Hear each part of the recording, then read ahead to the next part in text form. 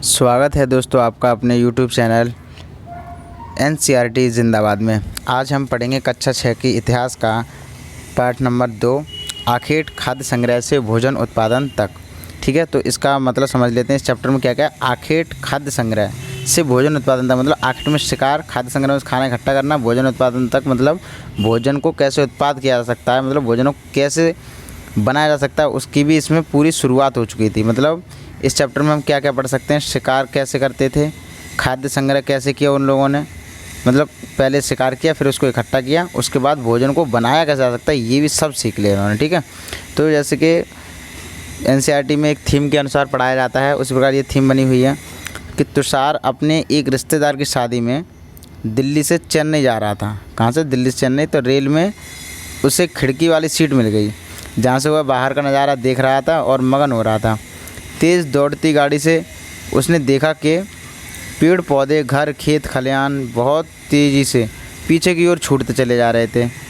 तभी उसके चाचा ने उसके कंधे पर अपना हाथ रखा और कहा, पता है, लोगों ने मात्र 150 साल पहले ही रेल से यात्रा करनी शुरू की है, बस तो इसके कुछ दशक बाद ही आई है। मतलब उन्होंने कहा, चलो बाद में बताऊंगा सब कुछ, पहले ही पढ़ लो। तुषार सोचने लगा कि जब लोगों के पास आने जाने के लिए तेज़ रफ्तार वाली सवारियां नहीं थीं तो क्या यात्रा नहीं करते थे? क्या वे अपनी सारी ज़िंदगी एक ही जगह बिता दिया करते थे? तो नहीं, ऐसी बात नहीं थी। देखो था क्या, जब तुषार अपने रिश्तेदार की शादी में दिल्ली से चेन्नई जा रहा था, ठीक है, तो रेल में उससे खिड़की वाली सीट मिल गई। खिड़की वाली से मतलब जो खिड़की वाली सीट होती है ना, खिड़की के पास ही बैठ जाते हैं, वो सीट होती है, वो मिल गई। तो उसने देखा जैसे गाड़ी चलती है, तेज़ चल रही होती है गाड़ी, तो जो हमें दूर जो दिखते हैं पेड़ पौधे वो बहुत तेज़ी से पीछे होते चले जाते हैं। तो देख देख के बहुत खुश हो रहा था। इतने में उसके चाचा भी थे उसके साथ में, तो उन्होंने उसके कंधे पे हाथ रखा और बोले कि बेटा ये तो सिर्फ 150 साल पहले ही शुरू हुआ है। पहले तो लोग यात्रा जो करते थे पता नहीं कैसे करते थे, लेकिन अभी ये जो चल रहे हैं हम लोग जिस रेल में, ये तो सिर्फ 150 साल पहले ही ऐसे यात्रा शुरू करी है। और बस जो हम लोग बस में जाते हैं वो तो कुछ दशक बाद ही आई है, ये समझ लो, कुछ दशक बाद आई, मतलब इसी के कुछ दशक बाद बस भी आई। तो सारा सोचने लगा कि जब लोगों के पास ये सब कुछ नहीं था तो ये सवारियाँ करते कैसे थे, क्या यात्रा नहीं करते थे लोग, करते क्या थे? तो देखो वो चीज़ बताई गई है कि कैसे, नहीं ऐसी बात नहीं थी, यात्रा भी करते थे वो। तो कैसे करते थे सब चीज़ आगे बताया जाएगा। तो अब ये आरंभिक मानव, आखिर वे इधर उधर घूमते क्यों थे? ठीक है ना, आरंभिक मानव जो सबसे पहले के मानव थे उन्हें बोलते हैं आरंभिक मानव। आखिर वे इधर उधर क्यों घूमते थे? तो देखो हम उन लोगों के बारे में जानते हैं जो इस उपमहाद्वीप में 20 लाख साल पहले से रहा करते थे। ठीक है, हम सिर्फ किन के बारे में जानते हैं? जो इस उपमहाद्वीप में 20 लाख साल पहले से रहा करते थे। आज हम उन्हें आखेटक खाद्य संग्राहक के नाम से जानते हैं। भोजन का इंतजाम करने की विधि के आधार पर हम उन्हें इस नाम से पुकारा जाता है, मतलब हम उन्हें इस नाम से पुकारते हैं। आमतौर पर खाने के लिए वे जंगली जानवरों का शिकार करते थे, मछलियाँ और चिड़ियाँ पकड़ते थे, फल फूल और मूल, दाने, पौधे, पत्तियाँ, अंडे इकट्ठे किया करते थे। देखो कहने का मतलब ये जो आरंभिक मानव था, जो शुरू का मानव था, वो अब हम कह सकते हैं कि 20 लाख साल पहले का जो मानव था उन्हें हम आरंभिक मानव कहते हैं। ठीक है, तो वो ये बोलता है कि वो इधर उधर घूमते क्यों थे। इसका मतलब ये भाई वो खाने की तलाश में इधर उधर घूमते थे, खाने की तलाश में घूमते थे, खाने इकट्ठे करने के लिए घूमते थे, है ना। अब उन्हें हम बोलते क्या, आरंभिक मानव को हम बोलते क्या, तो उन्हें बोलते हैं आखेटक खाद्य संग्राहक। अब आखेटक खाद्य संग्राहक क्यों बोलते हैं? तो हमने बताया था आपको, आखेटक किसे बोलते हैं? शिकारी को। खाद्य संग्राहक किसे बोलते हैं? खाने को इकट्ठा करने वाला। तो ये लोग क्या करते थे, इधर से उधर घूमते रहते थे, शिकार करते थे, शिकार के बाद जो खाना होता था उसको इकट्ठा कर लिया करते थे। तो यानी शिकार तो कर ही रहे हैं तो आखेटक हो गए, अब खाना को इकट्ठा करना है इसलिए खाद्य संग्राहक हो गए, इसलिए इन्हें मिला के बोल दिया जाता था आखेटक खाद्य संग्राहक। ठीक है बेटा, ऐसे ही। अब इनका नाम ये रखा क्यों गया? तो सिंपल सी बात, अभी जो मैंने बताया आपको, भोजन का इंतजाम करने की विधि के आधार पर उन्हें इस नाम से पुकारा जाता है। मतलब शिकार किया फिर भोजन को इकट्ठा कर लिया, तो क्या होगा ये आखेटक खाद्य संग्राहक। तो सिर्फ ये इनके जो काम है भोजन का इंतजाम करने की विधि है, इसी के आधार पर ही तो हम इनको बोल रहे हैं आखेटक खाद्य संग्राहक। अब आगे, आमतौर पर खाने के लिए वे जंगली जानवरों का शिकार करते थे। मतलब जो सिंपल से वे में देखें, जैसे हम लोग आजकल सब्जियां खाते हैं, हरी सब्जियां वगैरह खाते हैं, ऐसे ही वो नॉर्मली आमतौर पर ये समझ के चलो आप कि वो जंगली जानवरों का शिकार करते थे। जैसे मछलियाँ और चिड़ियाँ पकड़ते थे, ठीक है ना। फल मूल भी खाते थे, जैसे कोई फल दिख गया पेड़ पे तो वो भी खा लिया करते थे, ठीक है, और जड़ भी खा लिया करते थे। मूल में जड़, दाने, पौधे, पत्तियाँ, अंडे, ये सब खाते भी थे और इकट्ठा भी करते थे। ठीक है, आगे तक खाद्य संग्राहक समुदाय के लोग एक जगह से दूसरी जगह पर घूमते रहते थे। ऐसे करने के कई कारण थे।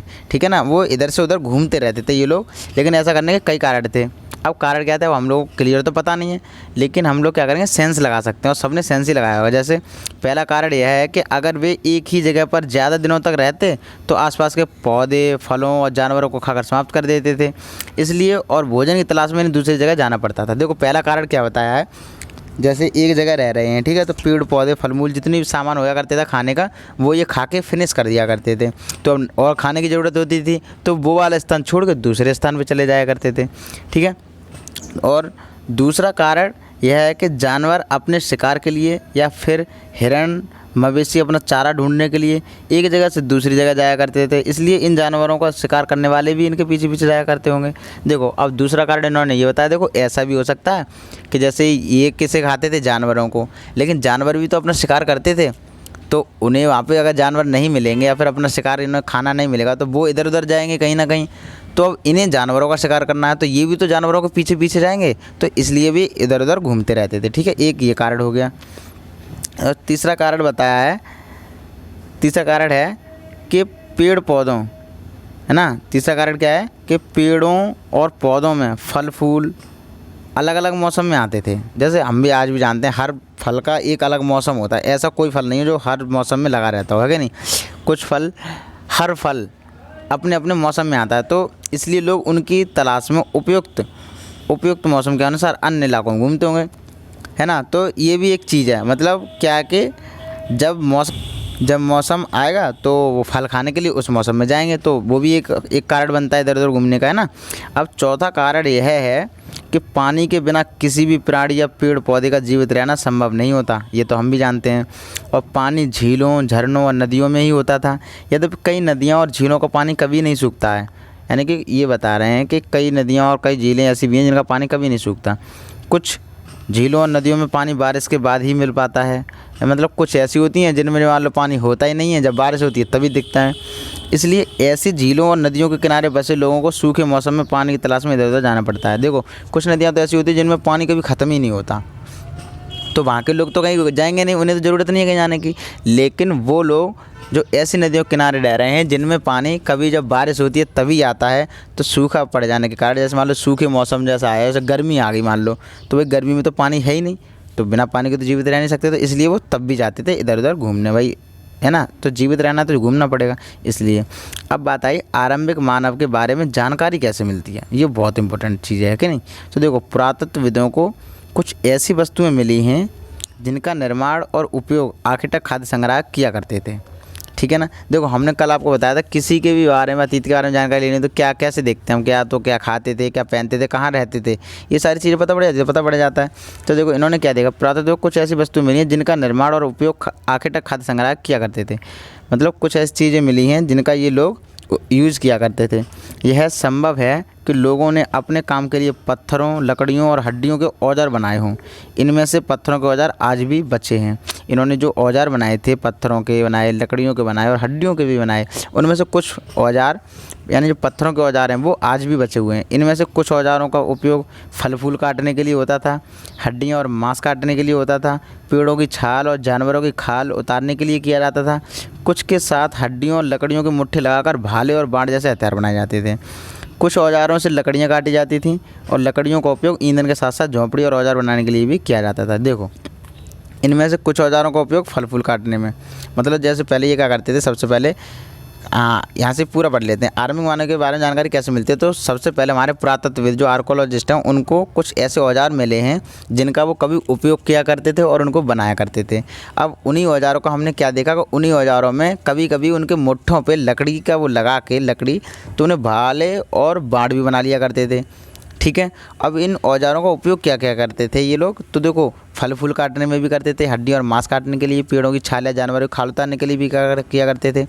ठीक है, और कुछ औजारों से लकड़ियाँ काटी जाती थी और उन लकड़ियों को ईंधन के रूप में उपयोग किया जाता था और झोंपड़ियाँ भी बना लिए जाती थी। ठीक है ना, और औजार भी बनते थे उन लकड़ियों से। अब जैसे देखो ये हम देख पा रहे हैं, ये देखो हाथ में ये वाला पत्थर पकड़ा है ये, ठीक है, ऐसा उल्टा करके, और ये यहाँ से पेड़ उखाड़ रहा है, यानी कि जड़ खाने के लिए। अब इसमें जड़ भी खा सकता है, ये पत्तियाँ भी खा सकता है, कुछ भी खा सकता है, ठीक है।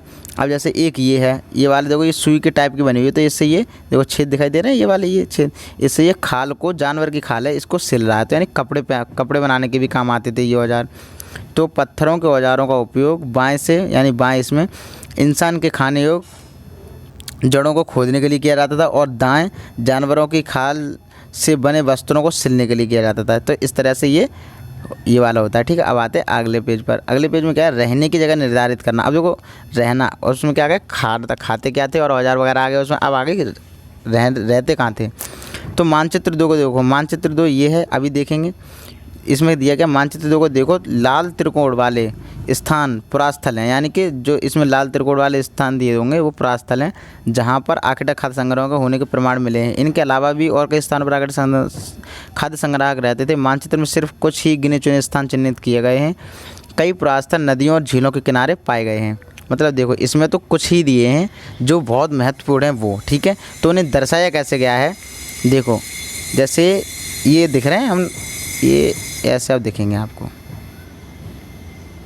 ठीक है। देखो एक ये हो गया कुरनूल गुफाएं, हुंस की, भीमबेटका, ये हैं। ये देखो ये यहाँ पे इन लोगों के होने के साक्ष्य मिले हैं। ये है भीमबेटका, देखिए ये वाली, ये भीमबेटका हो गया। यानी भीमबेटका यानी देखो सब होंगे नदियों के किनारे। ये नर्मदा नदी है, ताप्ती नदी है, ठीक है ना। और ये देखो नर्मदा नदी, और यहाँ से ये घूमती हुई आ रही है। और इसके बाद यहाँ पे देखो हुंसगी, ये हुंसगी है, ये देखो कृष्णा नदी के दक्षिण में, ठीक है। ये देखो कुरनाल गुफाएँ हैं, ये भी कृष्णा नदी के देखो नीचे ही है, ठीक है। इस तरह से यहाँ पे होने के हमें साक्ष्य मिले हैं, किनके, आरंभिक मानव के या फिर आखिरकार खाद्य संग्राहकों के, ठीक है ना। अब आगे चलते हैं, ये आ गया देखो, चूँकि पत्थर के उपकरण बहुत महत्वपूर्ण थे, इसलिए लोग ऐसी जगह ढूंढते रहते थे जहां अच्छे पत्थर मिल सकें। देखो भाई सिंपल सी बात है, अब इन्होंने देखा कोई भी काम कर रहे थे तो बिना औजारों के तो कुछ हो नहीं रहा था। और औजार किसके बनाते थे ये लोग, कि हड्डियाँ या फिर पत्थर या फिर लकड़ियाँ। तो ऐसी जगह ये पहले देखते थे जहाँ पे पत्थरों का इंतजाम अच्छे से हो, ठीक है ना। अब पत्थर कहाँ मिलेंगे, सिंपल सी बात है कि नहरों वगैरह, झीलें वगैरह इनके, या पहाड़ों वगैरह ऐसी जगह पे मिलते हैं कि नहीं। तो देखो एक ये दिया है, ये चित्र भी दिया है यहाँ पे। और ये भीमबेटका आधुनिक मध्य प्रदेश में है। जो भीमबेटका जो है अभी के जो मध्य प्रदेश है वहाँ पे है। इस पुरास्थल पर गुफाएं व कंदराएं मिली हैं। लोग इन गुफाओं में इसलिए रहते थे क्योंकि यहाँ उन्हें बारिश, धूप और हवाओं से राहत मिलती थी। ये गुफाएं नर्मदा घाटी के पास हैं, ठीक है। क्या तुम बता सकते हो कि इनके रहने के लिए लोगों ने यह जगह क्यों चुनी होगी, इन लोगों ने ये रहने के लिए जगह क्यों चुनी होगी। देखो सिंपल सी बात है, गुफाओं में रहेंगे तो बारिश से बचेंगे, बारिश के मौसम में, गर्मियों में बचेंगे धूप से, और सर्दियों में बचेंगे सर्दी से, क्योंकि अंदर गर्मी रहती है। इसलिए काफ़ी सारी चीज़ें होती हैं। और फिर मान लो कोई गुफा है, गुफा का मुँह छोटा होता है, वहाँ पत्थर लगा दो तो जानवरों से भी बच जाते थे, है ना, इसलिए रहना पसंद करते होंगे। अब इस शैल चित्रकला, इनसे हमें क्या पता चलता है। देखो एक शैल चित्रकला है ये, इस चित्र के बारे में बताओ। जिन गुफाओं में लोग रहते थे उनमें से कुछ ही दीवारों पर चित्र मिले हैं।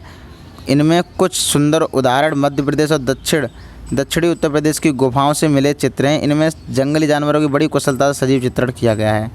मतलब देखो ये कहाँ कहाँ मिली हैं, एक तो मध्य प्रदेश और दक्षिण उत्तर प्रदेश की गुफाओं से मिले चित्र हैं ये वाले। जैसे ये वाला जो चित्र है इसमें क्या दिख रहा है, देखो है कि नहीं, एक जानवर के पीछे एक मनुष्य भाग रहा है, ये तो दिख रहा है इसमें। और जो ये जो गुफाएं दिख रही हैं, इन गुफाओं में वो लोग रहा करते थे। अब जैसे मान लो यहाँ पे रहें इस जगह पे, ठीक है, जैसे ये जगह है यहाँ पे रहें वो लोग आराम से। इधर से बारिश आएगी कोई दिक्कत नहीं, उनके ऊपर नहीं आ सकती। अब धूप आएगी तो मान लो धूप इधर से आ रही है तो वो अंदर यहाँ पे चले जाएंगे तो मस्त हो जाएगा एकदम। और सर्दी और यहाँ तक तो मान लो जानवर भी नहीं आ पाएंगे, जानवर आए तो पत्थर लगा लो कोई दिक्कत नहीं। इस तरीके से रहते थे वो लोग। अब देखो एक वो आता है पुरास्थल किसे कहते हैं ना, पुरास्थल कहते हैं, पुरास्थल उस स्थान को कहते हैं जहाँ औजार, बर्तन और इमारतें जैसी वस्तुओं के अवशेष मिलते हैं, ठीक है ना। औजार ये जो होते हैं अवशेष मिलते हैं इन चीज़ों के। ऐसी वस्तुओं का निर्माण लोगों ने अपने काम के लिए किया था और बाद में वो इन्हें वहीं छोड़ गए। ये ज़मीन के ऊपर अंदर कभी कभी समुद्र और नदी के तल में भी पाए जाते हैं। इन पुरास्थलों के बारे में आपको अगले अध्याय में बताया जाएगा। देखो वैसे तो आगे पढ़ेंगे हम, लेकिन हम यहीं बता देते हैं। पुरास्थल उस स्थान को कहते हैं जहां औजार, बर्तन और इमारतें जैसी वस्तुओं के अवशेष मिलते हैं। देखो सिंपल सी बात है, पुरा स्थल का मतलब है पुरा में से पुराना, स्थल में से स्थान। तो वह स्थान जो बहुत पुराना है, जब बहुत पुराना है तो वहाँ बहुत पुराने लोग भी रहते होंगे। बहुत पुराने लोगों को क्या कहते हैं हम? आरंभिक मानव। आरंभिक मानव को क्या कहते हैं? आखिर तक खाद्य संग्राहक। तो अब कुल मिला के बात ये है, वह स्थान जहाँ आखिर तक खाद्य संग्राहक रहते थे और वहाँ पे अपने औजार वगैरह बनाते थे, ठीक है। जब औजार बनाते थे तो सिंपल सी बात है, बहुत सारे औजार ऐसे भी होते होंगे जो गलत बनते होंगे तो वहीं छोड़ दिया करते थे, या फिर कुछ ऐसे होंगे उन्होंने उसे यूज़ किया और फिर वहीं छोड़ दिया। तो वो जो चीज़ वहाँ पे पाई गई हो उसी के स्थान पर उन्होंने सेंस लगाया हमारे पुरातत्वविदों ने कि ये पुरास्थल होगा, ठीक है। अब आगे की खोज देखो, आ गया। अब कोई पूछे आग की खोज, ठीक है ना। अब आग की खोज देखो कैसे हुई थी। यहाँ राख के अवशेष मिले हैं। कहाँ मिले हैं? यहीं पे पुरास्थलों में राख के अवशेष मिले हैं। इसका मतलब यह है कि आरंभिक लोग आग जलाना सीख गए थे। जो आखिर तक खाद्य संग्राहक थे वो आग जलाना सीख गए थे। आग का इस्तेमाल कई कार्यों के लिए किया गया होगा, जैसे कि प्रकाश के लिए, मांस भूनने के लिए और ख़तरनाक जानवरों को दूर भगाने के लिए। सिंपल सी बात है। देखो, जब आग का प्रयोग वो लोग क्यों किया करते थे, क्यों करते होंगे, मतलब क्लियर नहीं, सब कुछ कल्पना चलती है यहाँ पे। क्या है, देखो जैसे आग से जानवर भी भागते हैं, तो उन्हें अपना जैसे मान लो शिकार करना होगा तो अपना शिकार करना होता तो कर लिया करते होंगे। जैसे मान लो जानवर अगर उन्हें खाने आते होंगे, क्योंकि जानवर भी तो आदमियों को खाते थे, तो जानवर जैसे खाने आते होंगे तो वो आग दिखा देते होंगे, इसलिए जानवर भाग जाते होंगे, ठीक है। तो अब और प्रकाश के लिए यानी लाइट के लिए भी अपनी गुफाओं में जला लेते होंगे। अब फिर मांस भी भून कर खाने सीख गए थे, तो मांस भी भूनने के लिए। अब देखो ये दिया, आज हम आग का उपयोग किस लिए करते हैं, हम लोग जानते ही हैं, ठीक है ना, किस लिए करते हैं। और आप भी इस बात में थोड़ा वो किया करो कि हाँ क्यों करते हैं, क्यों नहीं करते हैं, सारी चीज़ें। अब आया नाम और तिथियाँ, ठीक है। नाम और तिथियाँ, हम जिस काल के बारे में पढ़ रहे हैं पुरातत्वविदों ने उनके बड़े बड़े नाम रखे हैं। आरंभिक काल को भी पुरापाषाण काल कहते हैं, ठीक है। अब हम कहें कि आरंभिक मानव किस काल में होते थे, तो आरंभिक काल में। अब आरंभिक काल को क्या कहते थे? पुरापाषाण काल। तो हम कह सकते हैं कि आखिर तक खाद्य संग्राहक थे वो पुरापाषाण काल के लोग थे, ठीक है। दो शब्दों पुरा यानी प्राचीन और पाषाण यानी पत्थर से बना है पुरापाषाण, ठीक है ना, यानी पुराना पत्थर, इस तरह से बना है पुरापाषाण। यह नाम पुरास्थलों से प्राप्त पत्थर के औजारों के महत्व को बताता है। यानी कि देखो, अब कोई कहे ये पुरापाषाण क्यों रखा गया, तो इसका मतलब ये है, इससे हमें पुरास्थलों के बारे में पता पड़ता है। पुरास्थल मतलब पुराने स्थान, वो स्थान जहाँ पुराने लोग रहा करते थे। पुराने लोग मतलब वो अभी जो बताया था ना, वही चीज़। तो मतलब पुरापाषाण से मतलब ये है, पुरास्थलों से मिले पुराने पत्थरों का प्रयोग कब किया गया? पुरापाषाण में किया गया। इससे ये पता पड़ जाता है, ठीक है। अब देखो, पुरापाषाण काल 20 लाख साल पहले से 12,000 साल पहले के दौरान माना जाता है। अब हम कह सकते हैं, देखो आज से लगभग 20 लाख साल पहले, ठीक है, तब से चलता आया, फिर आज से 12,000 साल पहले के दौरान माना जाता है, मतलब इतना लंबा। इस काल को 3 भागों में विभाजित किया गया, एक आरंभिक पुरापाषाण काल, एक मध्य पुरापाषाण काल एवं उत्तर पुरापाषाण काल, ठीक है। इस तरह से मानव इतिहास की लगभग 99% कहानियाँ इसी काल के दौरान घटित हुई थी। आप कोई ये समझ लो, आप देखो कितनी मतलब बड़ा वो है ये युग। इसमें पहली बात तो पुरापाषाण काल, ठीक है। पुरापाषाण काल को कब से कब तक था, तो हम कह सकते हैं 20 लाख साल पहले से, ठीक है, और 12,000 साल पहले तक था ये। अब इस पूरे टाइम पीरियड को 3 भागों में विभक्त किया गया। जैसे पहला आरंभिक पुरापाषाण काल, दूसरा मध्य पुरापाषाण काल और तीसरा उत्तर पुरापाषाण काल, ठीक है। और अब तक की जो मान लो मानव की जितनी भी सबसे ज़्यादा जो घटनाएं हुई हैं, यानी 99% कम से कम कहानी इस काल की ही हैं, ये मान के चलो आप, ठीक है। जिस काल में हमें पर्यावरणीय बदलाव मिलते हैं उसे मेसोलिथ यानी मध्य पाषाण युग कहते हैं। कहने का मतलब ये है, जैसे मान लो हमने देखा पर्यावरण में जो बदलाव आए, ठीक है ना, वो हमें किस में मिलते हैं? मेसोलिथ यानी मध्य पाषाण युग में मिलते हैं। यानी किस में मिलते हैं? इसमें मिलते हैं, ठीक है, मध्य में। चलो, इसका समय लगभग 12,000 साल पहले से लेकर 10,000 साल पहले तक माना गया। यानी आप कोई पूछे आपसे कि मध्य पाषाण काल का वो कब तक है, तो 12,000 साल पहले से लेकर 10,000 साल पहले तक माना गया है। इस काल के पाषाण औजार मतलब इस काल के पत्थर के औजार आमतौर पर बहुत छोटे होते थे। अगर कोई ये पाषाण से, तो हमें आराम से समझ जाना, पाषाण का मतलब पत्थर, ठीक है। तो आमतौर पर बहुत छोटे होते थे, मतलब मध्य पाषाण काल में जो पत्थरों के औजार थे बहुत छोटे होते थे, ठीक है। इस काल के पाषाण औजार आमतौर पर बहुत छोटे थे। इन्हें माइक्रोलिथ यानी लघु पाषाण कहा जाता है, ठीक है ना। यानी इसीलिए इनको लघु, लघु में छोटा, पाषाण में पत्थर, इसलिए इन्हें लघु पाषाण भी कहा जाता है। और माइक्रोलिथ, प्राय इन औजारों में हड्डियाँ या लकड़ियों के मुट्ठे लगे हंसियाँ, आरी जैसे औजार मिलते हैं। हमने कहा था ना, लकड़ियों के मुट्ठे लगा दिया करते थे तो और भी औजार बन जाया करते थे, तो आरी भी बन जाती थी, हंसियाँ भी बनते थे। साथ साथ पुरापाषाण युग वाले औजार भी इस दौरान बनाए जाते रहे। ठीक है, मतलब जो पुरापाषाण के थे वो भी बन रहे थे और प्लस जो नए सीख गए थे वो भी बन रहे थे, दोनों तरह के बन रहे थे। अगले युग की शुरुआत लगभग 10,000 साल पहले से होती है। इसे नवपाषाण युग कहा जाता है। अब देखो कैसे, 20 लाख साल पहले से लेकर 12,000 साल पहले तक क्या था, ये तो पूरा था पुरापाषाण काल। ठीक है, अब इसको 3 में बांटा गया। तो एक था मध्य, मतलब एक तो आरंभिक था तो वो तो है ही है, फिर था एक मध्य, मध्य था 12,000 साल से लेकर 10,000 साल तक। अब ये आया है लगभग नवपाषाण युग। नवपाषाण युग लगभग मान लो 10,000 साल पहले से शुरू होता है। इसका मतलब क्या है, नवपाषाण का क्या मतलब होता होगा। हमने कुछ स्थानों के नाम दिए हैं, अगले अध्याय में तुम्हें ऐसे अनेक नाम मिलेंगे। अक्सर हम उन्हें पुराने स्थानों के लिए उनके नामों का प्रयोग करते हैं जो आज प्रचलित है, क्योंकि हमें ज्ञात नहीं कि उस काल में इनके क्या नाम रहे होंगे। चलो, और ये कुछ अगर दिया हो तो दिखाऊँ, इसमें नहीं दिया। चलो, कुछ चित्र वगैरह नहीं दिया। अब है बदलती जलवायु। अब देखो, लगभग 12,000 साल पहले दुनिया की जलवायु में बड़े बदलाव आए। 12,000 साल पहले का मतलब समझ जाओ अपने आप, यानी मध्य। ठीक है, मध्य पुरापाषाण काल। मध्य पुरापाषाण काल में यानी लगभग 12,000 साल पहले दुनिया की जलवायु में बड़े बदलाव आए।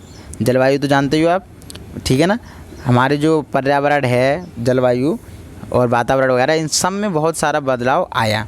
तो बदलाव आया भाई, तो और गर्मी बढ़ने लगी। फिर जब देखो जलवायु में बड़ा बदलाव आया, कब आया, 12,000 साल पहले।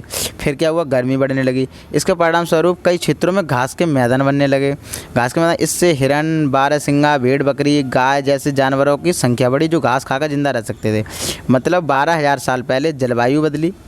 ठीक है, 12,000 साल पहले सब देखो पूरा लेके चलो साथ में। सबसे पहले 12,000 साल पहले जलवायु बदली, जलवायु बदली तो गर्मी बढ़ी तो घास के मैदान बनने लगे, घास के मैदान बनने लगे तो घास को खाने वाले जानवर पैदा होने लगे, यानी कि उनकी संख्या बढ़ने लगी जो कि घास खाकर जिंदा रह सकते थे। ऐसे जानवर आए।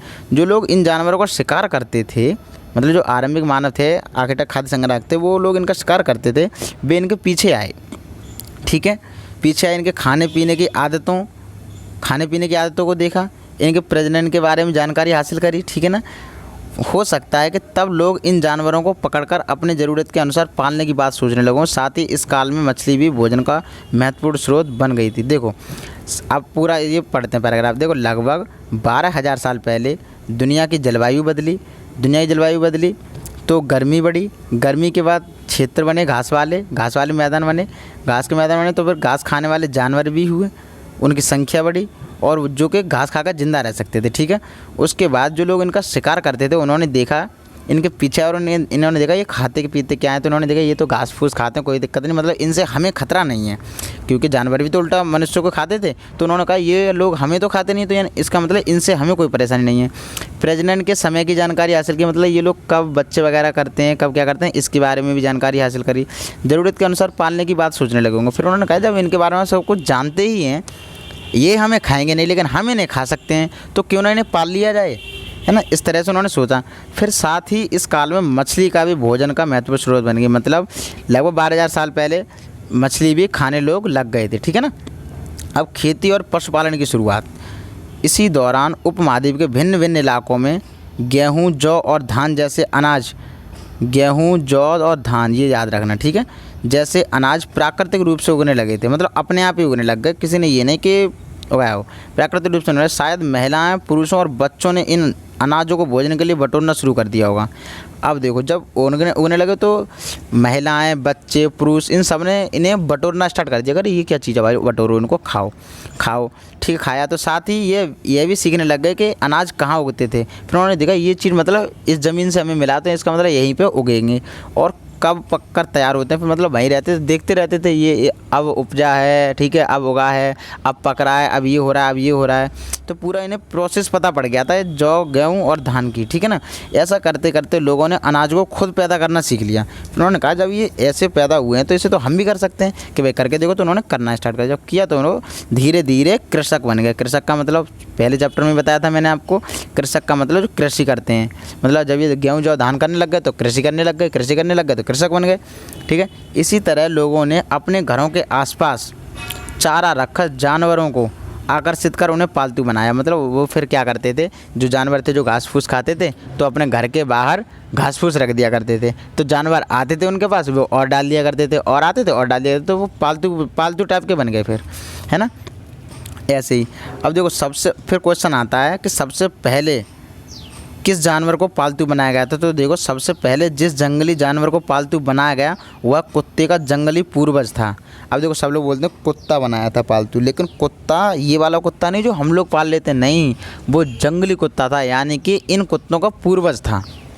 तो हम सीधी सी अगर बात कहें तो एक पॉइंट में ये कह सकते हैं कि हमारे पूर्वजों ने कुत्तों के पूर्वजों को पाला था, ठीक है ना, ये कह सकते हैं। तो धीरे धीरे लोग भेड़, बकरी, गाय और सूअर जैसे जानवरों को अपने घरों के नज़दीक आने को उत्साहित करने लगे। मतलब जितने भी शाकाहारी वो थे उन लोगों को, मतलब उन जानवरों को आरंभिक मानव अपनी ओर आकर्षित करने लग गए, ठीक है। ऐसे जानवर झुंड में रहते थे और ज़्यादातर घास खाते थे। अक्सर लोग अन्य जंगली जानवरों से आक्रमण से इनकी सुरक्षा किया करते थे और धीरे धीरे वे पशुपालक भी बन गए। फिर देखो क्या हुआ, बुलाने लग गए, ठीक है। अब जैसे मान लो जंगली जानवर हैं कोई और, तो गाय को खा रहा है या भेड़ बकरी को खा रहा है, तो वो लोग क्या करते थे, उन जानवरों की रक्षा भी करते थे, ठीक है ना। वो कहते थे नहीं भाई ये गलत है, इन्हें मत खाओ, ठीक है। इस तरह से मतलब जब पशुओं को पालना स्टार्ट हो गया तो भाई पशुपालक बन गए, ठीक है, इस तरह से। अब ये दिया है, क्या तुम बता सकती हो कि सबसे पहले कुत्तों को ही पालतू क्यों बनाया गया। तो देखो अब आप अपने आप सेंस लगाओ, ठीक है। कुत्ते देखो आज भी तुमने देखा होगा बहुत जल्दी सीख जाते हैं कि नहीं, इस तरह से। और अपने आप सेंस लगाओ, मैंने क्या कहा, अपने आप सेंस लगाओ। और देखो अब आगे आता है बसने की प्रक्रिया। अब मतलब बसने का मतलब क्या है, जहाँ मतलब रहने की प्रक्रिया। एक प्रकार से ये समझो, मतलब बसना मतलब एक जगह रहना, कहीं भी स्थायी रूप से रहने सीख गए। और लोगों द्वारा पौधे उगाने और जानवरों की देखभाल करने को बसने की प्रक्रिया का नाम दिया गया। देखो मतलब लोगों द्वारा पौधे उगाना, जानवरों की देखभाल करना, इन सब चीज़ों को क्या कह दिया इन्होंने, मतलब ये बसने लग गए। मतलब लोग जब कृषक बन गए और पशुपालक बन गए तो समझ लो ये किसी भी जगह रहने लग गए, वहाँ पे ये बस जाते थे। ऐसा क्यों बोला, खुद सोच के देखो। देखो भाई पौधे उगाने लग गए का मतलब क्या है, फसल करी तो फसल एक दिन में तो हो नहीं जाती है, कम से कम 6 या 7 महीने लगते हैं। तो 6-7 महीने एक जगह रुके कि नहीं रुके। और जानवरों को पालते थे तो यानी कि एक प्रकार से एक माहौल बन जाता था कि भाई हाँ ये पूरी एक बस्ती बन गई, एक प्रकार से ऐसे मान के चलो है कि नहीं। तो वहाँ बस जाया करते थे। अपनाए गए पौधे तथा जानवर अक्सर जंगली पौधों तथा जानवरों से भिन्न होते थे। इसकी वजह यह है कि बसने की प्रक्रिया की दिशा में अपनाए गए पौधे जानवरों को लोग चयन करते हैं, ठीक है ना। इसका मतलब देखो जो वो फसल करते थे तो ऐसा नहीं है जो जंगली पौधे होते थे, मतलब जंगल में जितने पौधे होते थे ऐसा नहीं वो उन सब पौधों को उगाते थे, नहीं, उन सब से अलग होते थे। और ऐसे ही जानवर थे वो भी उन जानवरों से अलग होते थे जो जंगली होते थे, तो उनका चयन करते थे लोग। तो एक बार उदाहरण के तौर पर लोग उन्हीं पौधों तथा जानवरों का चयन करते थे जिनके बीमार होने की संभावना कम हो। यही नहीं, लोग उन्हीं पौधों को चुनते थे जिनसे बड़े दाने वाले अनाज पैदा होते हों, साथ ही जिनकी मजबूत डंठलें अनाज के पके दानों के भार को संभाल सकें। ऐसे पौधों के बीजों को संभाल कर रखा जाता था ताकि फिर से उगाने के लिए उनके गुण सुरक्षित रह सकें। कहने का मतलब देखो वो ऐसा नहीं है कि हर एक किसी को पाल लेते थे। मैं क्या कर रहा, देखो ऐसे जानवरों को पालते थे जो कम बीमार पड़ें, ठीक है, क्योंकि भाई उनके पास कोई इलाज वगैरह तो था नहीं, तो कम बीमार पड़ें। और ऐसे पौधों को उगाते थे जो कि बहुत एक प्रकार से बड़े दाने देते हों और उनके जो डंठले होते हैं वो बहुत मजबूत हों, जो कि अनाज के दानों का वजन सहल सकें। भैया ऐसा नहीं कि वजन आया अनाज के दानों का तो पेड़ ही टूट के क्या फ़ायदा। ऐसे पौधों को बीज को संभाल कर भी रखा जाता था। जैसे मान लो फसल हो गई, फिर उनके बीजों को संभाल कर रखा जाता कि अगली बार बोने के काम आएगा, मतलब उसे बोने के काम आएगा दोबारा, है ना, इस तरह से। फिर देखो उन्हीं जानवरों को आगे प्रजनन के लिए चुना जाता था। मतलब फिर जो जानवर पालते थे उन्हीं को मतलब प्रजनन कराते थे। मुझे ज़रूरत नहीं लगता प्रजनन का मतलब आप जानते होंगे शायद, मतलब जो बच्चा पैदा करने की विधि होती है उसको प्रजनन बोलते हैं, ठीक है। उन्हीं को प्रजनन के लिए चुना जाता है, मतलब जो अच्छे जानवर होते थे उन्हीं से प्रजनन करवाया जाता था। तो और भी बच्चे आते थे उन्हीं के, यानी अच्छे बच्चे आते थे, एक प्रकार से ये समझो, जो आमतौर पर अहिंसक होते थे। अहिंसक का मतलब जो हिंसा नहीं करते हो, मतलब लड़ाई दंगा नहीं, शिकार वगैरह नहीं, यानी एक प्रकार से मनुष्य को कोई भी हानि नहीं पहुंचाते थे वो जानवर आते थे, क्योंकि भाई जब उनके माता पिता ऐसे हैं, जैसे मान लो भैंस का कोई बच्चा, कभी देखा शेर हुआ हो, नहीं हुआ ना, भैंस का बच्चा भैंस ही होता है, या फिर मतलब एक प्रकार से अहिंसक ही होता है। अब वो दूसरी बात है, वो सिर्फ लड़ाई कर सकता है, लेकिन ऐसा नहीं कि मनुष्य को खा जाए, है ना, ऐसा नहीं कर सकता। तो ऐसे जानवरों को पालते थे। इसलिए हम देखते हैं कि पाले गए जानवर तथा कृषि के लिए अपनाए गए पौधे जंगली जानवरों तथा पौधों से धीरे धीरे भिन्न होते गए। मिसाल के तौर पर जंगली जानवरों की तुलना में पालतू जानवरों के दांत और सींग छोटे होते थे। देखो ये याद रखो, मिसाल के तौर पर जंगली जानवरों की तुलना में पालतू जानवरों के दांत और सींग छोटे होते थे। ठीक है, ये ध्यान रखना। इन दांतों को देखो, इनमें से कौन सा जंगली सूअर का है और कौन सा पालतू सूअर का है। तो अब हम क्या देखेंगे, जो छोटा होगा वो पालतू सूअर का, जो बड़ा होगा वो जंगली सूअर का। अब देखो ये बड़ा है तो ये हो गया जंगली सूअर का, ये छोटा है तो ये हो गया पालतू सूअर का। ठीक है, इस तरह से। अब बसने की प्रक्रिया पूरी दुनिया में धीरे धीरे चलती रही। भाई पूरी दुनिया में ऐसे लोग बसते रहे। यह करीब 12,000 साल पहले शुरू हुआ था।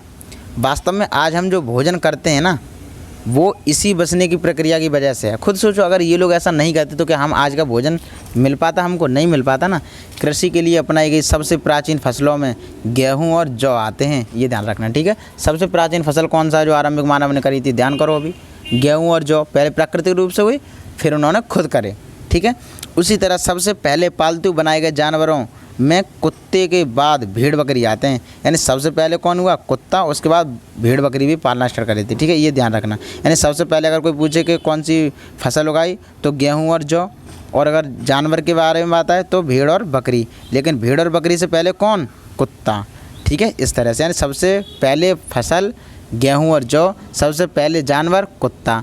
ठीक है, कुत्ते के बाद जस्ट भेड़ और बकरी।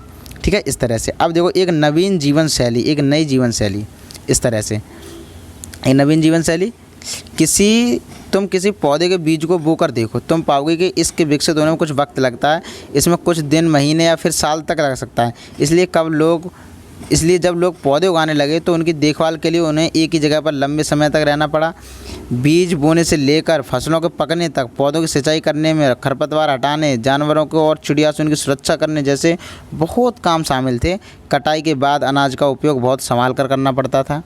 ठीक है, अनाज को भोजन और बीज दोनों ही रूप में रखना आवश्यक था, इसलिए लोगों को इसके भंडारण की बात सोचनी पड़ी। ठीक है, अब देखो मतलब क्या, जब लोग बीज बोते हैं, ठीक है, तो ऐसा नहीं है वो एक बार में हो जाए, एक दिन में हो जाए, उसके लिए वक्त लगता है। तो जितना वक्त लगता था वहाँ पे वो रुकते थे। क्यों रुकते थे? क्योंकि उनकी सिंचाई करनी पड़ती थी, उनको खरपतवार हटाया जाता था, उनमें जानवरों और चिड़ियों से उसकी रक्षा करी जाती थी उस फसल की। इसलिए बहुत सारे ऐसे काम थे, और जब बोने से लेकर काटने तक वहीं रुकते थे। ठीक है, इसलिए। और फिर जब उनको कर लिया जाता तो उनको खाते भी थे और उनको रखा भी जाता था। तो रखने के लिए उनके पास कोई चीज़ तो थी नहीं, तो उन्होंने सोचा ऐसे रखने के लिए भी कोई चीज़ बनानी चाहिए। ठीक है ना, ऐसे। अब देखो इधर दिया है, अनाज का उपयोग बीज के रूप में, खाद्य के रूप में, उपहार के रूप में, भंडारण के लिए। मतलब देखो बीज के रूप में भी करते थे, मतलब दोबारा बोने के लिए भी करते थे। खाद्य के रूप में यानी खाने के रूप में भी करते थे। उपहार के रूप में मतलब किसी को गिफ्ट देना हो तो गिफ्ट के रूप में भी यही दिया करते थे। और भंडारण के लिए मतलब इसको स्टोर भी किया करते थे। ठीक है, अब देखो इलाकों में लोगों ने मिट्टी के बड़े बड़े बर्तन बनाए। क्यों बनाए? अनाज को इकट्ठा करने के लिए। टोकरियाँ बुनी या फिर ज़मीन में गड्ढा खोदा। मतलब 3 तरीके के इन्होंने तरीके निकाले कि ऐसे ऐसे हम स्टोर कर सकते हैं अनाज को। या तो मिट्टी के बड़े बड़े बर्तन बना लो, तो उन्होंने वो भी बनाया, उसमें भी रखे कुछ लोगों ने टोकरियाँ बुनी, उसमें रख लिया। कुछ लोगों पे नहीं हुआ ये भी, तो उन्होंने ज़मीन में गड्ढा खोदा और उसमें रख दिए। ठीक है, तो क्या तुम्हें लगता है कि शिकारी या भोजन संग्रह करने वाले बर्तन बनाते और उनका प्रयोग करते होंगे? अपने जवाब का कारण बताओ। भाई क्यों नहीं करते होंगे? देखो जब उन्होंने बनाए थे तो उपयोग भी किया होगा, सिंपल सी बात है। ठीक है, और कारण अब आप खुद सोचो। अब देखो जानवर, चलते फिरते खाद्य भंडार। देखो क्या इंपॉर्टेंट चीज़ है, चलते फिरते खाद्य भंडार का मतलब क्या था? यानी कि चलता फिरता ऐसा भंडार जिसमें खाना रखा हो। ठीक है ना, ये मान के चलो। तो ऐसा कौन था? जानवर। अब एक बात बताओ, जानवर जो इनके थे शाकाहारी जानवर, वो मनुष्य को खाते थे? नहीं खाते थे। लेकिन मनुष्य इनको खाते थे? बिल्कुल खाते थे। तो इसका मतलब क्या था? कहीं भी जाते थे तो इन जानवरों को ले जाते थे साथ में, और जहाँ भूख लगी वहीं पे रखा, इनको इनका शिकार किया, खा लिया, बस सिंपल सी बात। ठीक है, तो जानवर बच्चे देते हैं जिससे इनकी संख्या बढ़ती है। अगर जानवरों की देखभाल की जाए तो उनकी संख्या तो बढ़ती ही है, साथ ही उनसे दूध भी प्राप्त हो सकता है जो भोजन का एक अच्छा स्रोत है। यही नहीं, जानवरों से हमें मांस भी मिलता है। दूसरे शब्दों में पशुपालन भोजन के भंडारण का एक तरीका है। देखो समझ में आया क्या? देखो अगर हम कहें कि पशु उन्होंने क्यों पाले होंगे, तो ऐसा थोड़ी नहीं है वही जानवर तो उन लगाव था, ऐसा कुछ नहीं है, ये मान के चलो आप। वो एक दूसरी बात है, हो जाता है थोड़ा थोड़ा। लेकिन देखो सिंपल सी बात ये है कि इन्होंने इसलिए किया क्योंकि भाई देखो हमें साथ में कहीं भी लेके जा सकते हैं, इसको जब भूख लगे तब खा सकते हैं, ठीक है। और अगर ढंग से हमने वो कर लिया, इनकी सेवा मतलब एक देखभाल अगर ढंग से कर ली, तो इनसे बच्चे तो मिलेंगे हमको, यानी संख्या भी बढ़ेगी इनकी, प्लस इनसे हमें दूध भी मिल जाएगा। मतलब चलता फिरता है एकदम खाना, ये समझ के चलो, ठीक है। तो देखो ये भोजन के अतिरिक्त जानवर से और क्या क्या मिलता है, आज जानवर का उपयोग किस लिए होता है आप जानते हैं सब, और करो अपने आप। अब आओ आरंभिक कृषकों और पशुपालक के बारे में पता करें। यानी कि आरंभिक मानव जो था वो आरंभिक कृषक भी था, पशुपालक भी था। इनके बारे में पता करें। क्या पता करें? मानचित्र 2 पृष्ठ संख्या 13 को देखिए। क्या तुम्हें कई नीले वर्ग दिखाई दे रहे हैं? इनमें से प्रत्येक बिंदु उस जगह को दर्शाता है जहाँ पुरातत्वविदों को शुरुआती कृषकों और पशुपालकों के होने के साक्ष्य मिले हैं। अब देखो वहीं चलते हैं, कहाँ पे? नक्शे पे चलेंगे। अभी पहले ये इतना पढ़ लें, इतना पढ़ने के बाद फिर चलते हैं, ठीक है। इसमें प्रत्येक बिंदु उस जगह को दर्शाता है, मतलब कौन से नीले वर्ग जो हैं प्रत्येक बिंदु उसको दर्शाता है जहाँ पुरातत्वविदों को शुरुआती कृषकों और पशुपालक के होने के साक्ष्य मिले हैं। ये पूरे महाद्वीप में पाए गए हैं। इनमें सबसे महत्वपूर्ण पश्चिमोत्तर क्षेत्र में, आधुनिक कश्मीर में और पूर्वी और दक्षिण भारत में है। आधुनिक कश्मीर में और पूर्वी तथा दक्षिण भारत में पाए गए हैं। मतलब देखो अब चलते हैं, देखो कहाँ बताया था इन्होंने? पृष्ठ 13, ठीक है ना। पृष्ठ संख्या 13 पर चलते हैं हम।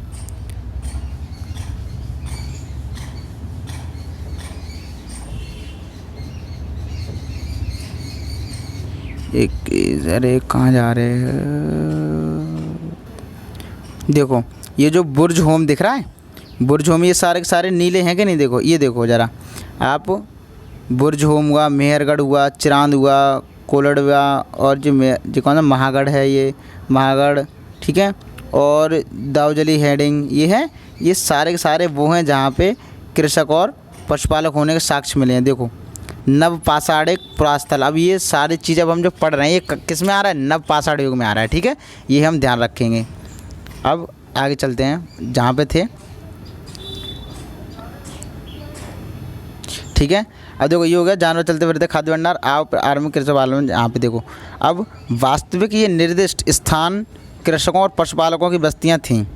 समझ में ना? वास्तव में ये निर्दिष्ट स्थान कृषकों और पशुपालकों की बस्तियाँ थीं या नहीं, इसे जांचने के लिए वैज्ञानिक खुदाई से मिले पौधों और पशुओं की हड्डियों के नमूने का अध्ययन करते हैं। मतलब ये ऐसा था, रियल में था नहीं था, इसलिए वहाँ मिले पौधों और पशुओं की हड्डियों का नमूना करते हैं, नमूनों का अध्ययन करते हैं। इनमें से कई सबसे रोचक जले हुए अनाज के, इनमें सबसे रोचक क्या है? देखो अनाज के दानों के अवशेष मिले हैं जो कि जले हुए हैं। ऐसा लगता है कि गलती से या फिर जानबूझकर जलाए गए होंगे। वैज्ञानिक इन अनाजों के दाने पहचान कर सकते हैं। इस तरह से हमें पता लगता है कि उपमहाद्वीप के विभिन्न भागों में बहुत सारी फसलें उगाई जाती रही होंगी।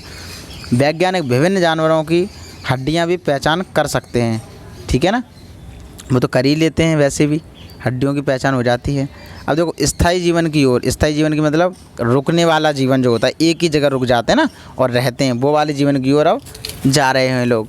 तो अब वैसे भी अब मानव इधर से उधर हर वक्त थोड़ा ना घूमता रहेगा, कहीं ना कहीं तो निकालेगा, अपना स्थान निकालेगा। तो देखो पुरातत्वविदों को कुछ पुरास्थलों पर झोंपड़ियों और घरों के निशान मिले हैं। पुरातत्वविदों को झोंपड़ियों और घर के निशान मिले हैं, जैसा कि बुर्ज होम में, वर्तमान कश्मीर में जो है बुर्ज होम, ठीक है, अपनी जो कश्मीर है वहाँ पे एक बुर्ज होम है, वहाँ पर लोग रहते थे, ऐसा साक्ष्य मिला है। लोग गड्ढों के नीचे बनाते थे जिन्हें गर्तवास कहा जाता है। मतलब गर्तवास कैसा था? जैसे मान लो आज के समय में हम बेसमेंट बनाते हैं, जैसे बेसमेंट बहुत गहरा कर लें और उसी में घर बना दें, ठीक है ना, बेसमेंट में जाके घर बना दें, उसे बोलते हैं गर्तवास, ठीक है। उनमें उतरने के लिए ये सीढ़ियाँ होती थीं। जैसे उनमें उतरने के लिए क्या थी? सीढ़ियाँ थीं। इससे उन्हें ठंड के मौसम में सुरक्षा मिलती होगी। मतलब भाई नीचे रहते तो गर्मी नहीं लगती होगी, और मतलब नीचे थे तो सर्दियों में गर्मी से बस गर्मी लगती होगी और गर्मियों में सर्दी लगती होगी, इसलिए अच्छा एकदम मौसम हो जाता था। तो पुरातत्वविदों को झोंपड़ियों के अंदर और बाहर दोनों ही स्थानों पर आग जलाने की जगह मिली। मतलब देखो जब अंदर थे तो भी लाइट की ज़रूरत होती थी और बाहर भी, तो वो भी साक्ष्य मिले हैं। मतलब अंदर भी जलाते थे और बाहर भी, अंदर से मतलब जो झोंपड़ी के अंदर भी और बाहर भी, ठीक है।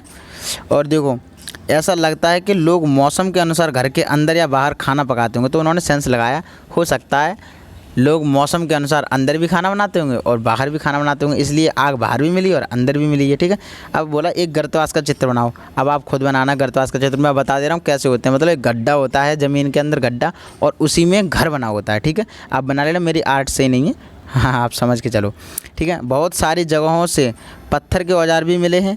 इनमें से कई ऐसे हैं जो पुरापाषाण युगीन उपकरणों से भिन्न हैं, इसलिए इन्हें नवपाषाण युग माना गया है, ठीक है। अब देखो मतलब बहुत सारे पुरापाषाण युगीन उपकरणों से भिन्न हैं, मगर ऐसे औजार तो मिले हैं, पत्थरों के औजार मिले हैं बहुत सारी जगहों से, लेकिन वो कैसे हैं, जो पुरापाषाण काल था उनके औजारों से अलग हैं, इसलिए इन्हें क्या क्या कहा गया है, नवपाषाण युग का औजार, ठीक है। इसलिए इनमें वे औजार भी हैं जिनकी धार को और अधिक पैना करने के लिए उन पर पॉलिश चढ़ाई जाती थी। मतलब इस युग के औजारों में क्या था, एक तो धार बहुत पैनी कर देते थे, ठीक है, शार्प पैनी करके बिल्कुल, और उस पर पॉलिश और चढ़ा दिया करते थे।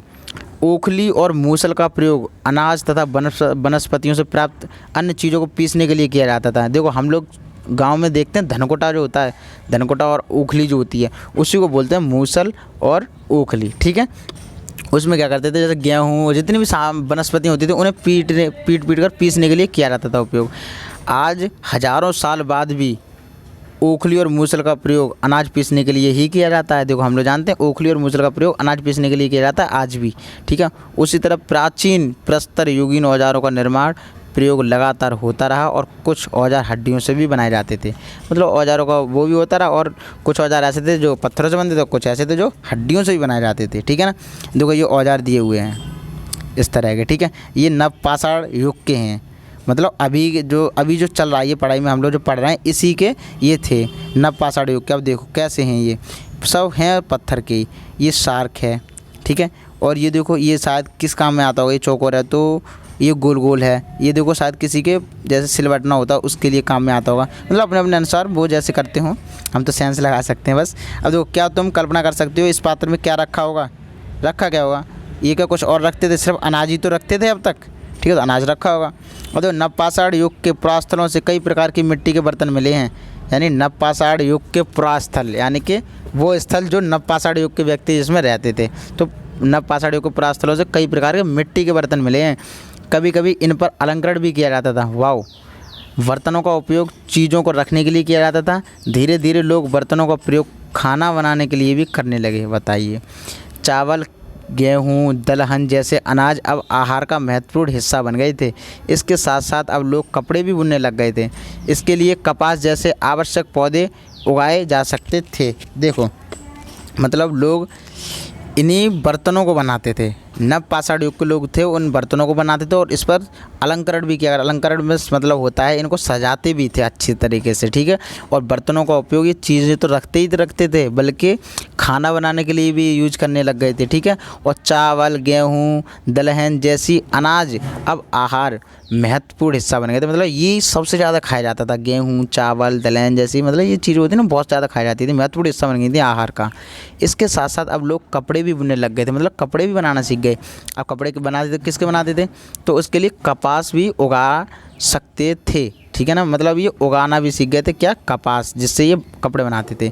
क्या ये परिवर्तन हर जगह एक साथ ही आए होंगे, ऐसी बात नहीं है। मतलब ज़रूरी नहीं है कि मान लो यहाँ पे जो परिवर्तन हो रहा है वो हर जगह हो रहा होगा, नहीं, वहाँ के लोग कुछ अलग परिवर्तन कर रहे होंगे जो हमारे यहाँ नहीं है, जो हमारे यहाँ वो वहाँ नहीं होंगे, ऐसा हो सकता है, ठीक है।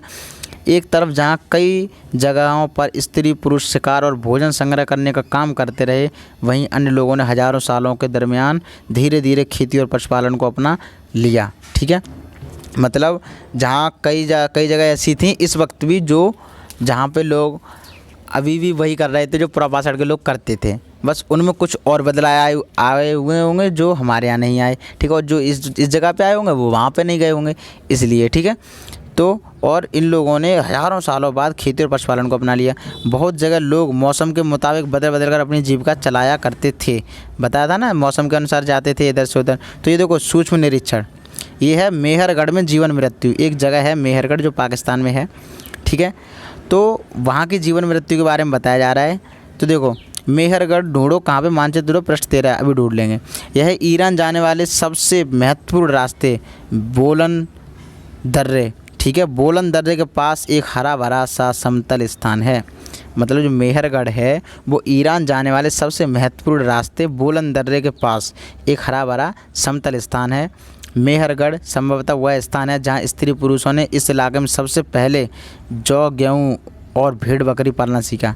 ठीक है, अब जब मतलब कोई अगर पूछे कौन सा स्थान वो है जहाँ पे मनुष्य ने सबसे पहले फसल, या फिर अगर ये क्वेश्चन है कृषक और पशुपालक सबसे पहले कहाँ का मनुष्य बना, तो वो है मेहरगढ़ का। ठीक है, ध्यान रखना। इस इलाके में जहाँ देखो संभवतः वह स्थान है जहाँ के स्त्री पुरुषों ने इस इलाके में सबसे पहले जौ, गेहूँ उगाना और भेड़ बकरी पालना सीखा था। ठीक है, यहाँ विभिन्न प्रकार के जानवरों की हड्डियाँ मिली। ठीक है, इनमें हिरण, सूअर जैसे जंगली जानवर तथा भेड़ और बकरियों की हड्डियाँ मिली।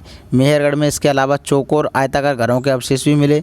प्रत्येक घर में 4 या ज़्यादा कमरे थे जिनमें कुछ संभवतः भंडारण का काम आते होंगे। मृत्यु के बाद आसमानतः मृतकों के सगे संबंधी उसके प्रति सम्मान जताते थे। लोगों की आस्था है कि मृत्यु के बाद भी जीवन होता है, इसलिए कब्रों में मृतकों के साथ कुछ सामान भी रखते थे। मतलब देखो कितनी चीज़ दे दी। ये देखो देख रहा मेहरगढ़ का चित्र है ये। ठीक है, मेहरगढ़ के घर शायद ऐसे दिखते हो। तुम जिस घर में रहते हो उसके साथ इस घर की क्या समानता है, हम लोग आप अपनी समानता कर लेना। ठीक है, देखो इसमें क्या दिख रहा है हमको, एक कोई ऐसा कमरा होता था जिसमें स्टोर रूम होता था। ठीक है, बाकियों में ये रहते थे। तो यहाँ से ऐसे ये कमरे कैसे, या तो बिल्कुल चौकोर होया करते थे, ठीक है, या फिर आयताकार होया करते थे इस तरह से। अब यहाँ से मिला क्या क्या है, देखो सूअर जैसे जंगली जानवर तक, हिरण, सूअर और भेड़ बकरियाँ, इन सब की हड्डियाँ भी मिली हैं। इनके अलावा ऐसे घर मिले हैं जो चौकोर या आयताकार होते थे। ठीक है, और उसमें 4 या 4 से ज़्यादा कमरे होते थे और उसमें एक ना एक कमरा स्टोर रूम होता था। ठीक है, इतना समझ गए। अब आगे चलते हैं। मृत्यु के बाद सामान्यतः मृतक के जो सगे संबंधी होया करते थे वो ये सोचते थे कि नहीं अभी ये मर तो गया, मरा तो इसका मतलब ये यहाँ से चला गया है, लेकिन इसके बाद भी ये जिएगा कहीं ना कहीं जाके। ठीक है ना, तो वो क्या करते थे, उनकी जो कब्रें होया करती थी जिसमें मतलब उन्हें दफनाया जाता था। कब्रें इसका मतलब यहाँ पे लोगों को जलाया नहीं जाता था, यहाँ पे लोगों को दफनाया जाता था। ठीक है, ये समझ लो। तो यहाँ पे वो क्या करते थे, जो भी वो यूज़ करता था सामान, तो कुछ सामान उसके साथ रख दिया करते थे। भाई चलो ये अपने जीवन में काम कर लेगा, मतलब यूज़ कर लेगा इन्हीं चीज़ों का, वो ये कहते थे। तो मेहरगढ़ में ऐसी कई कब्रें मिली हैं। एक कब्र में एक मृतक के साथ बकरी को भी दफनाया गया। संभवतः इसे परलोक में मृतक खाने के लिए रखा गया होगा। मतलब देखो ये देखो दिख रहा है, ये देखो बकरी, ये रही बकरी, ये रहा मनुष्य, इस तरह से लेटा हुआ है। ठीक है, तो कहने का मतलब क्या, अब वो ये सोच रहे होंगे कि भाई इसे ऐसा करो बकरी भी रख दे रहा, अगर इसको भूख लगी जाते जाते कहीं, ठीक है, मतलब ये दूसरे जीवन में जा रहा है। वो तो ये मानते ही थे, मतलब ये वाला तो जीवन है ही है, अब ये वाला जीवन इसने ख़त्म कर लिया, अब दूसरे जीवन में जा रहा है, ये मरा नहीं है, वो ये समझते थे। तो भाई लाओ बकरी भी रख दे रहा है तो ये खा लेगा जाके, वो ये सोचते थे। ठीक है, तो मेहरगढ़ कब्र का चित्र, क्या तुम बकरी कंकाल को पहचान सकते हो? क्यों नहीं, देखो ये बकरी है, ये बकरी है और ये मनुष्य है ऐसे लेटा हुआ है। ठीक है, अब देखो ये अन्यत्र फ्रांस में गुफा में की गई चित्रकारी। अपने एटलस में फ्रांस ढूंढो। चित्र फ्रांस की एक गुफा का है। इस पुरास्थल की खोज लगभग 100 साल पहले 4 स्कूली छात्रों ने की थी। बताओ इसकी किसने खोज करी? 4 स्कूली बच्चे थे उन्होंने। ठीक है, इस तरह के चित्र लगभग 20,000 साल पहले से लेकर 10,000 साल पहले के बीच बनाए गए होंगे। इनमें कई जानवरों के चित्र हैं। इनमें जंगली घोड़े, गाय, भैंस, गैंडा, रेनडियर, बारहसिंगा, सुअरों को गहरे चमकीले रंगों से चित्रित किया गया है। इन रंगों को लौह अयस्क और चारकोल जैसे खनिज पदार्थों से बनाया जाता था। यह संभव है कि इन चित्रों को उत्सवों के अवसर पर बनाया जाता होगा। फिर इन्हें शिकारियों द्वारा शिकार पर निकलने से पहले कुछ अनुष्ठानों के लिए बनाया गया होगा। ठीक है ना, ये आप समझ जाओ। क्या तुम इन्हें बनाने का कोई और कारण बता सकते हो? देखो कई कारण हो सकते हैं। एक तो जैसे मान लो कोई बच्चे होते होंगे उनके, तो उन्हें कहानियाँ सुनाते होंगे, तो हो सकता है कहानी सुनाने के लिए चित्र बनाते हों, ये भी कारण हो सकता है। और फिर तुम्हारे मन में जो भी आ रहा हो वो बता सकते हो आप। ठीक है, ये फ्रांस की चित्रकारी है। अब देखो उपयोगी शब्द इसमें क्या क्या है। आर्किटेक्ट, खाद्य संग्राहक, मैं नहीं बताऊंगा, हाँ आपको सबको पता है, मैंने बता रखा है। आर्किटेक्ट, खाद्य संग्राहक, ठीक है, क्या होते हैं आप जानते हो। पुरास्थल क्या होते हैं आप जानते हो। उद्योग स्थल, देखो ये उद्योग स्थल, अब बताता हूँ मैं। उद्योग स्थल वो पुरास्थल होते हैं जहाँ पे लोग अपना उद्योग करते थे। उद्योग से मतलब औजार वगैरह बनाते थे, समझ में आया। औजार वगैरह बनाते थे तो वहीं पे कुछ सामान रह जाया करता होगा। ठीक है, तो वो होगा उद्योग स्थल, जिससे हमें इसके साक्ष्य प्राप्त हुए। अब आवासीय स्थल, आवासीय स्थल का मतलब क्या हुआ, जहाँ पे लोग रहते थे। ठीक है, एक पुरापाषाण बताया, मध्यपाषाण बताया, लघुपाषाण बताया, और कृषक बताया, पशुपालक बताया, उसके बाद नवपाषाण युग बताया ही आपको, और कब्रें भी बताई अभी। ठीक है, तो मैं नहीं मानता कि अब तुम्हें और भी कुछ बताने की ज़रूरत है। आप जितना भी चीज़ होगी सब आप करोगे, नहीं तो हाँ समझ लेना। अब ये एक और चीज़ है, एक नवपाषाण पुरास्थल एटलस में तुर्की ढूंढो। नवपाषाण युग के सबसे प्रसिद्ध पुरास्थलों में एक चताल ह्यूक तुर्की में है। यहाँ दूर दराज स्थानों से कई चीज़ें लाई जाती थीं। अच्छा, मतलब प्रसिद्ध पुरास्थलों में से एक चताल है, चताल ह्यूक, जो कि तुर्की में है। यहाँ दूर दराज स्थानों से कई चीज़ें लाई जाती थीं और उनका उपयोग किया जाता था। जैसे सीरिया से लाई गई चमकदार चकमक पत्थर। ये चकमक पत्थर है, ये बहुत अच्छा पत्थर होता है, चमकता है एकदम। लाइट में देखोगे तो तुम ऐसे लगेगा, जैसे इस पर लाइट मारोगे तो ऐसा लगेगा हीरे हैं इस पत्थर के अंदर, ऐसा लगता है। और लाल सागर की कौड़ियाँ, भूमध्य सागर की सीपियाँ। ध्यान रहे कि उस समय तक पहले वाहन का विकास नहीं हुआ था, मतलब पहिए वाले वाहन जो होते हैं उनका विकास नहीं हुआ था, लेकिन चीज़ें आती थीं। अब सोचो कैसे लाते होंगे ये सारी चीज़ें। तो लाते थे लोग सामान खुद या जानवरों की पीठ पर लाद कर लाया करते थे, या तो खुद लाद कर लाया करते थे या फिर जानवरों की पीठ पर लाद दिया करते थे। ठीक है, तो बताओ कौड़ियों और सीपियों का क्या उपयोग होता होगा। बहुत उपयोग होता है इनका, तो आप नेट पर सर्च मारना, ठीक है, करना। और देखो किसी दिन मैं ये नक्शे के द्वारा पूरी हर चीज़ आपको बताऊँगा, उसकी एक अलग से क्लास लूँगा मैं, जिससे आपको ये बार बार नक्शे के पास नहीं जाना पड़ेगा। अब एक चीज़ और उसने बोला था जो हम जा नहीं पाए, वो भी चलो चलते हैं नक्शे के पास, ठीक है। जो ये वाला बोला था, नीले वर्ग दिखाई दे रहा है, ये वाला तो देख लिया था ना।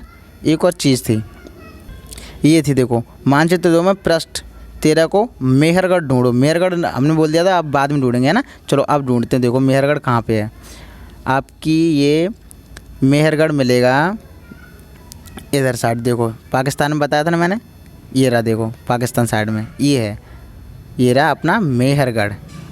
यहाँ पे लोगों ने जौ, गेहूँ और पशुपालन किया था, ठीक है, सबसे पहले। तो अगर आपको पसंद आया वीडियो तो लाइक, शेयर और कमेंट ज़रूर करना, और हमारे चैनल को सब्सक्राइब, और चैनल को भी सब्सक्राइब करना, ठीक है। लेकिन हाँ अच्छी लगे तभी, वीडियो लंबा हो जाता है लेकिन विस्तार से पढ़ते हैं ना हम लोग, इसलिए। ठीक है, नमस्कार बच्चों, दोस्तों, भाइयों और बहनों।